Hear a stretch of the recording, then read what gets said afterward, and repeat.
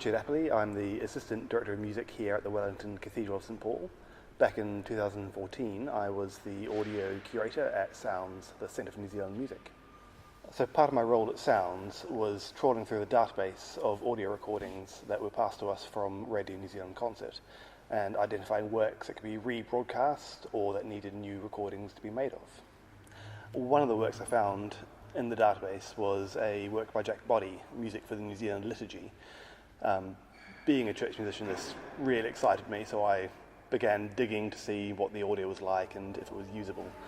Unfortunately, the audio was very poor quality. The performance by the Dorian choir was excellent, but there was a lot of tape noise and degradation to the audio.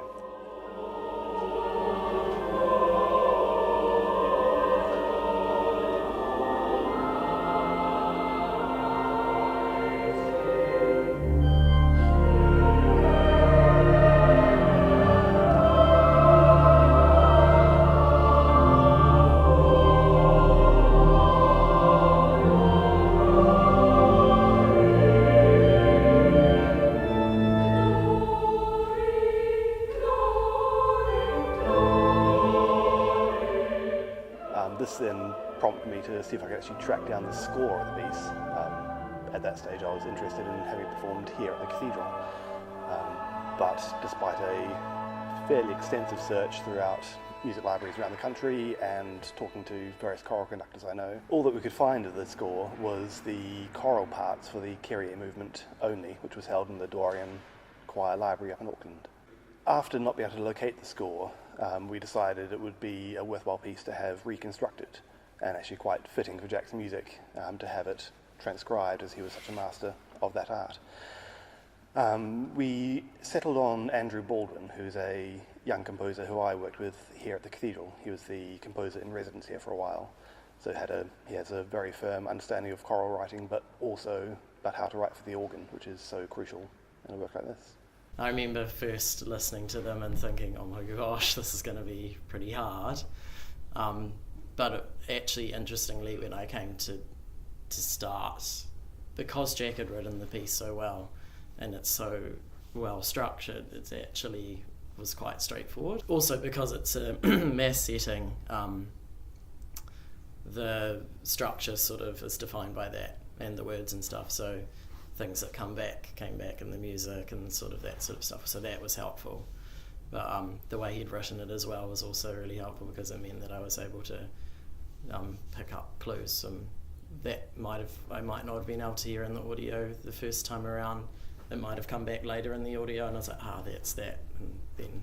And then when I listened back, I was like, yeah, that's definitely supposed to be there, sort of thing. So when I was transcribing, the interesting thing was, obviously when something's performed, it doesn't, there's a bit of freedom within that, and that was quite difficult because I think in some of the movements, the performers, the Dorian choir, I think was the recording, sort of took a bit of time around some bars, or maybe it wasn't quite in time or something, I don't know, but I sort of there were a few times I had to really listen, and often when I was listening through, I was trying to pulse and all that sort of stuff. I worked off the recordings and I imported them into my computer and we used Audacity, and so that meant that I could get to a certain point and then not have to use like iTunes and try and find and sort of thing. You can sort of look at the waveform and go, oh, that's that bit where it gets loud or something.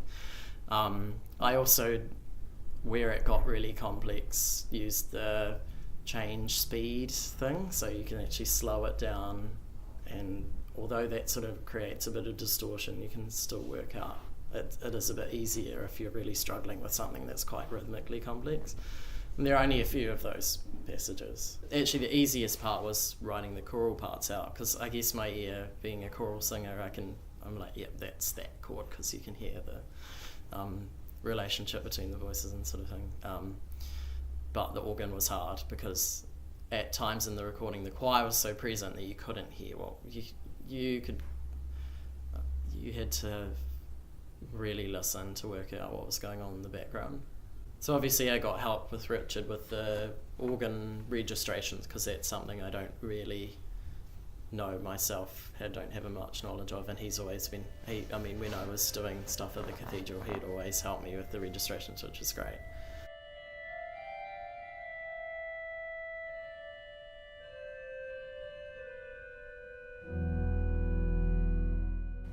So Andrew, while a very experienced composer for writing for the organ, needed a little guidance in the organ registration because it's quite a fine art. Most composers don't actually write very specifically what sounds they want, what stops they want. They will identify certain colours or lines that need to be soloed out.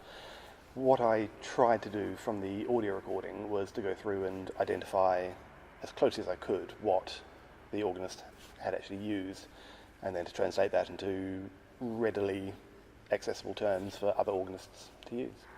There are also things with the organ like certain parts where the pedals were going, and then it would be creating, you'd hear the harmonics going, so you weren't sure whether that would, and there was a particular movement as well in the, I think the third or fourth movement, where there's some manuals stuff, but there's some really strong fifths coming out where I wasn't sure whether they were written or it was just the recording was picking up these harmonics, but figured it out in the end. So the cathedral seemed a really obvious place for us to re-record this work. The text was written for the new Liturgy, which came out in the 1970s for the Anglican Church in New Zealand. And recording in a glorious acoustic like this with the organ and the choir was a really magical experience. This work by Jack Boddy, music for the New Zealand Liturgy, sets the 5 movements of the Mass that you'd normally hear in a cathedral in New Zealand. So they are the Kyrie, Gloria, Sanctus, Benedictus and Agnus Dei. And this has been set text for many, many hundreds of years. In this setting, for the New Zealand Liturgy, which was written in the 70s, it's a modernised version of the text, making it more accessible, using you to describe God rather than thou, so more everyday language. This work has already taken off. We at the cathedral have already performed it several times and plan to again. It's a really stunning and worthwhile addition to our repertoire, and I really hope that other cathedrals around the country will follow suit as well.